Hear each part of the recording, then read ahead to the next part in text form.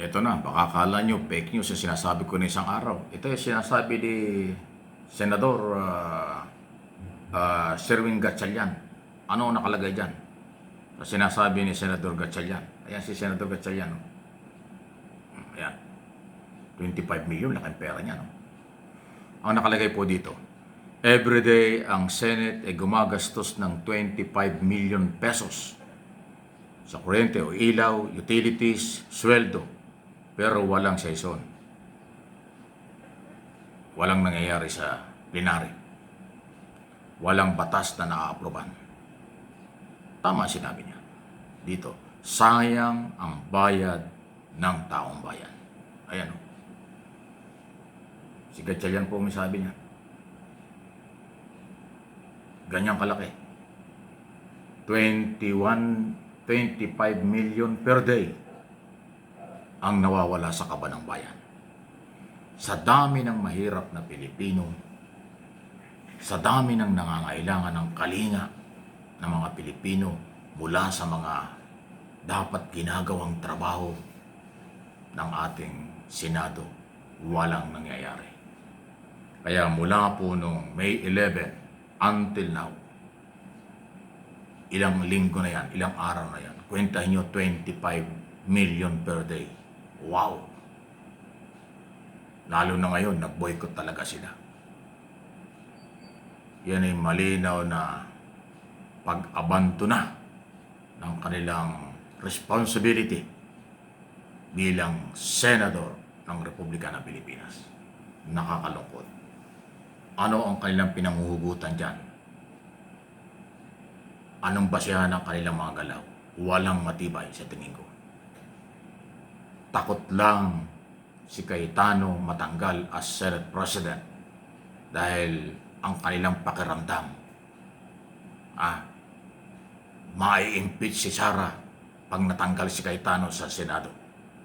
Mai-impeach si Sara na kailang pinagtatanggol pag hindi nila nakontrol ang Senado. Magpakatotoo na lang tayo. Yan po yung aking observation. Yung kanilang mga plano, yung kanilang mga kampi, yung kakampi na gustong kampihan, tagilid pag nawala siya sa posisyon. Yan ang aking nakikita. Kung hindi yan totoo, magpaliwanag ka Cayetano. Huwag mong daanin sa maraming salita. Dapat direct to the point kang magpaliwanag. Parang, kung pag nagsasalita ka, parang hindi ko malaman kung saan ka papunta eh. Yung isang issue, papunta kung saan-saan nakakarating eh.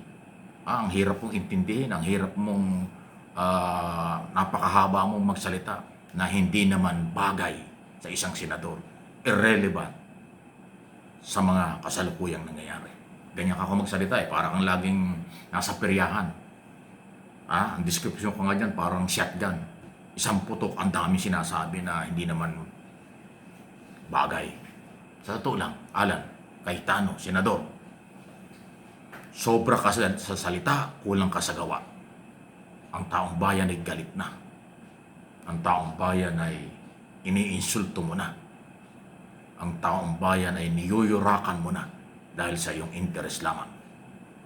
Interest na pangalagaang manatili na Senate President. Interest pangalagaang maproteksyonan ang mga kinakampihan nyo. Yan ang aking observation at opinion.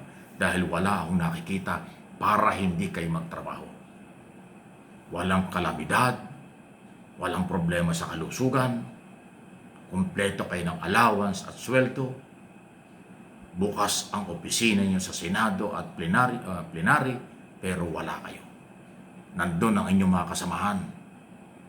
Pinutulan pa niyo ng aircon at wifi internet connection ng isang araw.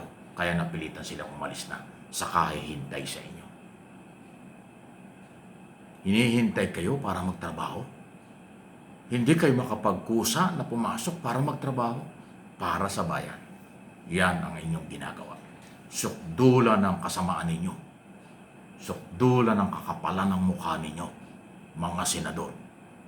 Hindi kayo hindi na nararapat tawagin kayong mga senador ng bayan. Kayo ay senador na lang ng iilan. Kayo ay senador na lang ng mga Duterte. Kayo ay senador na lang ng mga under investigation. Kayo ay senador na lang ng iilang tao dito sa ating lipunan, sa aking personal na opinion at observation. Hindi po ako nagagalit, pero yung inyong mga galaw, inyong ginagawa ay hindi para sa mamamayang Pilipino. Nakikita, napapanood ang inyong mga sinasabi at ginagalaw sa international community. Sa halip na kayo'y maging bahagi sa pagpupromote ng magandang imahe ng bansa, maging bahagi kayo na uukit na ating mapupukaw ang international community, ang business community, ang mga turista na pumasok sa Pilipinas. Dahil tayo ay mahusay na, maunlad na, at may katahimikan. Pero kabaligtaran, kayo ay nananakot sa mga dayuhan. Kung yung mga gunita, nung isang araw yung Vietnamese president, kasama pala sa kanyang itinerary, hindi lang ang pakipag-meeting kay Pangulong Marcos, may schedule palang makipag-meeting kay Alan Peter Cayetano, na-cancel na dahil alam nilang magulo sa Senado. O, di ba nakakaya tayo sa mga Vietnamese? Bisita natin, na-cancel ang meeting dahil sa inyong kapalpakan. Again, Philippine government, mamamayang Pilipino, ang napahiya dyan sa international community. Di ba? Samantalang ang image ng Pilipino, mapagmahal, makadiyos, at magandang mag-asikaso ng mga bisita. Wala tayong pinipili, basta bisita, nirespeto at ginagalang at inaasikaso natin sa lahat ng pangailangan. Pero ito, nandito na, dumating dito ang presidente ng Vietnam, naka-schedule ng dialogue at meeting sa Senate President bilang respeto, bilang pangatlo sa pinakamataas na posisyon. Hindi na natuloy kasi may boycott kayo. Wow! Kita nyo yung damage na yan. Ulitin ko, saan kayo kumukuha ng kapal ng muka? Sumusweldo ng malaki, pinagkatiwalaan ng taong bayan sa posisyon, pero ayaw nyong gawin ang trabaho nyo.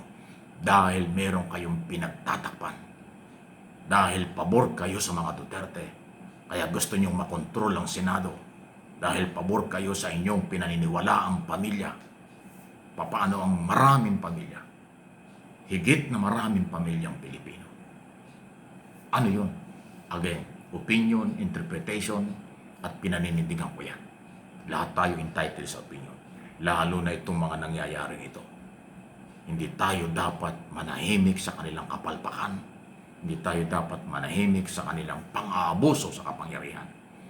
Lalo na sa pera ng bayan. Maling-mali kayo. Paano kayo nakakaharap sa pamilya nyo, sa inyong mga anak, sa inyong mga asawa, sa inyong mga apo, na tinatawagan kayong taong bayan magtrabaho pero hindi kayo nagtatrabaho, nagtatago kayo, nagpapasarap kayo sa buhay, tapos tuloy ang sweldo. Wow!